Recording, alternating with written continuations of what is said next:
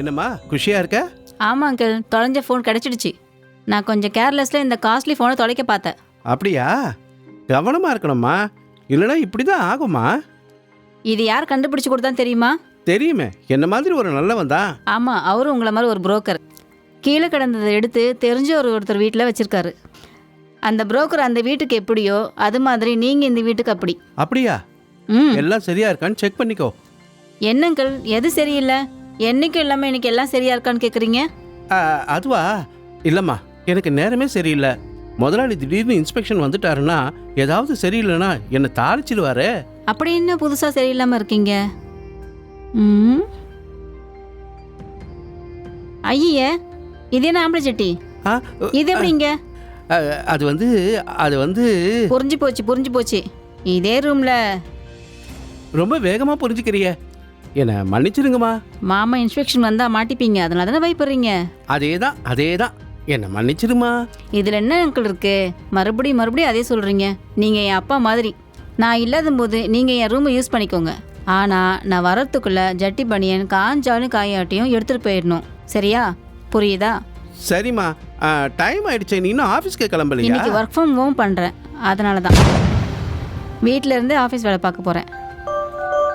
என்னம்மா ஆச்சரியமா இருக்கு? ஆஃபீஸ் வேலையை ஆஃபீஸில் தானே செய்யணும், வீட்டு வேலையை வீட்டில் தானே செய்யணும். அங்கிள், காலம் மாறி போச்சு. ஒர்க்கு தான் முக்கியம். நீங்கள் ஆஃபீஸில் ப்ரெசண்ட்டாக இருக்கீங்களா இல்லையான்றது முக்கியம் கிடையாது, வேலை தான் முக்கியம். அதனால வீட்டில் இருந்து ஆஃபீஸ் ஒர்க் பண்ணலாம். ஆனால் சில பேர் ஆஃபீஸ்க்கு போகிறது வீட்டு வேலையை செய்யறதுக்கு தான். அங்கே போய் தான் பசங்களோட ஹோம்ஒர்க்கை முடிக்கிறது, புக்கு பைண்டிங் போடுறதுன்னு அவங்க வீட்டில் செய்ய வேண்டிய வேலையெல்லாம் ஆஃபீஸில் தான் செய்கிறாங்க. சொல்லுங்க, work from home for office சரியா, work from office for home சரியா? ரெண்டுமே சரியில்லை. சரி, ஆஃபீஸ்க்கு டைம் ஆயிடுச்சு, நீ கிளம்பலையா? இல்லை அங்கிள், நான் இன்னைக்கு வீட்டில இருந்தே வேலை பார்க்க போறேன். ஐயோ, என்ன இந்த பொண்ணு எப்படி சொல்றா? சரி, 9 மணிக்கு எனக்கு தெரிஞ்ச ஒரு பொண்ணோட பரதநாட்டியம், நான் போக போறேன், நீ வரியா? வேண்டாம் அங்கிள், எனக்கு டான்ஸ்னாலே அலர்ஜி அங்கிள். சின்ன வயசுல டான்ஸ் ஆடி ஸ்பேக்சர் ஆயிடுச்சு, அதனாலே எனக்கு பயம். என்னம்மா, ஒரு பெண்ணா இருந்து டான்ஸை வெறுக்கலாமா? வேண்டாம் அங்கிள், பழசெல்லாம் ஞாபகம் வருது. சரி, அனாதை குழந்தைங்களுக்காக ஒரு ஆர்கெஸ்ட்ரா 9 மணிக்கு நடக்க போகுது, நான் போறேன், நீ வரியா? காலையில 9 மணிக்கு ஆர்கெஸ்ட்ராவா? காலையில பண்ண மாட்டாங்களே, இதெல்லாம் ஈவினிங் பண்ற ப்ரோக்ராம் ஆச்சே. இல்ல, இந்த ஆர்கெஸ்ட்ரா காலையில இருந்து சாயந்தரம் வரைக்கும் நடக்க போகுது. பாடுறது யார் தெரியுமா? ஸ்ரேயா கோஷல். ஸ்ரேயா கோஷலா? அவங்க பாட்டுனா எனக்கு ரொம்ப பிடிக்கும் அங்கிள், கண்டிப்பா போலாம். இருங்க, நானும் வந்துடுறேன். சரியா? குளிச்சுட்டு வந்துடுறேன். சரி. ஐயோ, வரேன்னு சொல்லிட்டாலே. அந்த மாதிரி ஒரு ஆர்கெஸ்ட்ராவே கிடையாது. சரி, என்ன பண்ணலாம்? ஒரு அரை மணி நேரம் கழிச்சு ஒரு மிஸ்டு கால் கொடுத்துடலாம். ஆர்கெஸ்ட்ரா கேன்சல் ஆயிடுச்சுன்னு சொல்லிடுவோம்.